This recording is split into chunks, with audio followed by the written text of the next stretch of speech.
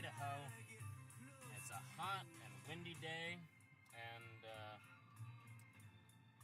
stopped here, got myself a bottle of Body Armor brand bottled water. Official water of U.S. Soccer, what that's worth.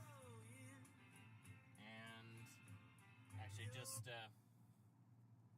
called my parents back because I got a message from them when I was up in no man's land between Chalice and Salmon, and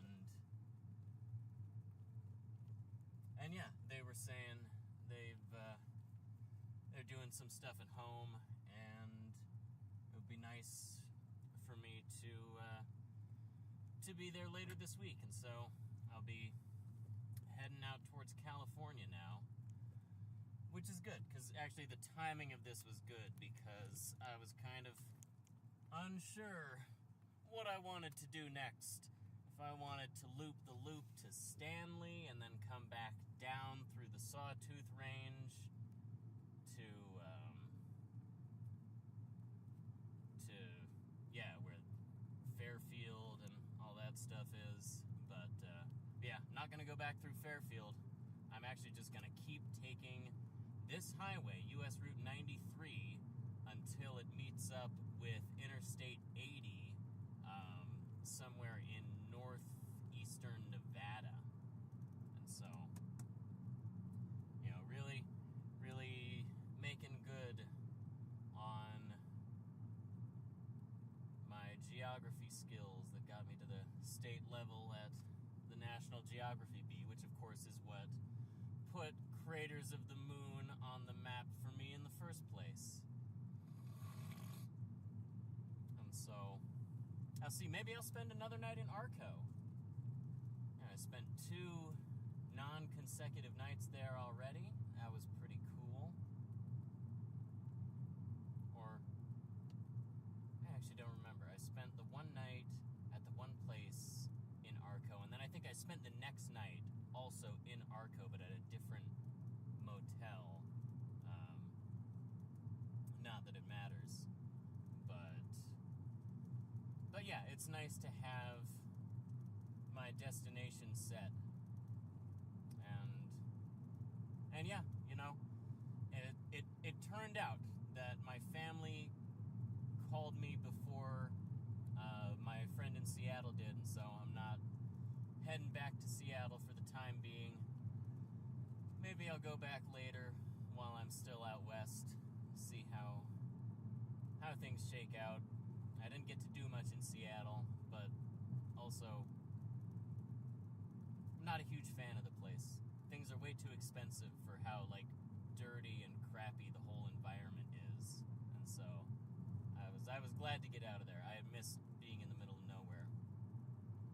And so yeah, I can easily be in Nevada by sunset. But yeah, I might stop for dinner in Arco and then just keep going. There was that Mexican place, Tres Hermanos, that I had my first night in Arco. I really liked it. There was also the deli where I had my pastrami sandwich yesterday, but it was so cold in there because they got the AC cranked up. I was shivering. But yeah, I'll see how I feel when I get to Arco. It's about an hour's drive, and I'm excited to go through Grandview Canyon.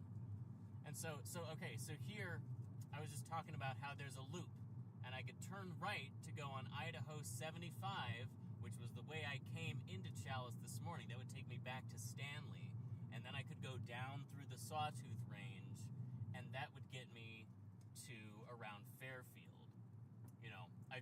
It's basically a square, where Chalice is the northeast corner of the square, and I'm heading down south to the southeast corner, which is Arco. The northwest corner is back that-a-way, and that would be Stanley. And then, if you go south from Stanley, the southwest corner where U.S. Route 20 meets Idaho 75 is, there's nothing much to speak of there. There's just a rest stop. And yeah, the nearest town to that is Fairfield, which I spent 2 nights in Fairfield. I had a great time, and yeah, I really liked working Monday morning at the Longhorn Coffee House and Creamery in Fairfield. The woman Margaret who was there was very nice. I got a locally made cinnamon roll with maple frosting and a hot heifer mocha, which has habanero syrup. One of their specialties. I just had to try it. Usually I just get a vanilla latte, because I think it's a good sort of standard comparison across places. In a lot of places here, they make their syrups in-house, and so that's fun. It tastes a little different everywhere you go.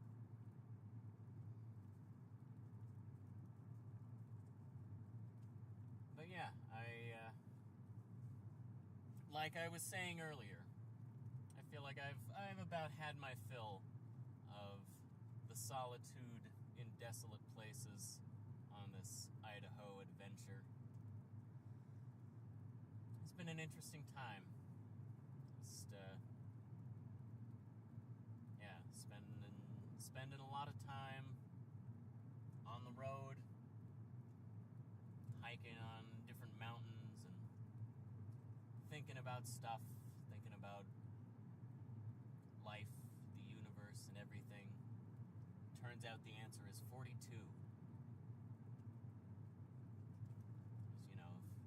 If you need an answer to these ultimate questions, 42 is as good a one as any.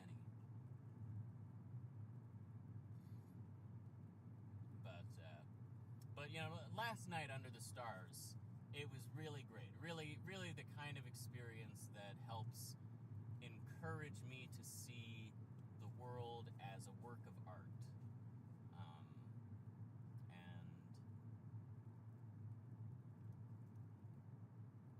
And there's beauty all around if your eyes are open to it. We're in a universe of beauty. Yeah, I think given that I'm in no rush, I'll probably stop by Bora Peak and go for a little hike. It's so early in the day. If it were like 4 hours later, the timing would be good to see sunset from Bora Peak. And it's like, I could stay here and eat something. I'm still not super hungry, stimmed up on this vanilla latte. Caffeine is a nice appetite suppressant. But also I had a big breakfast, and then I was snacking on some convenience store snacks like I like to do.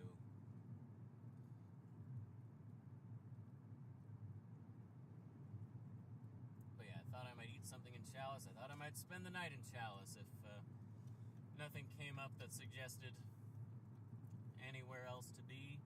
But yeah, it's all kind of just whatever.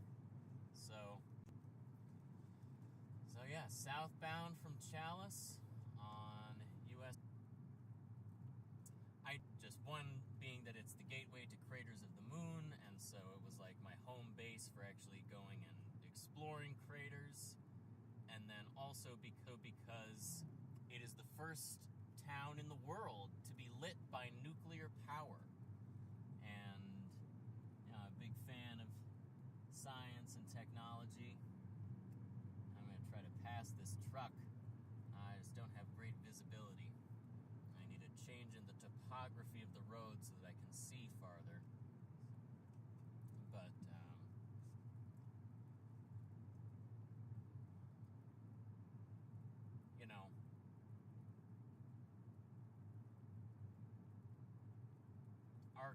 Arco is an interesting meeting place of two aspects of this country that I really love, which is the wilderness and the high technology.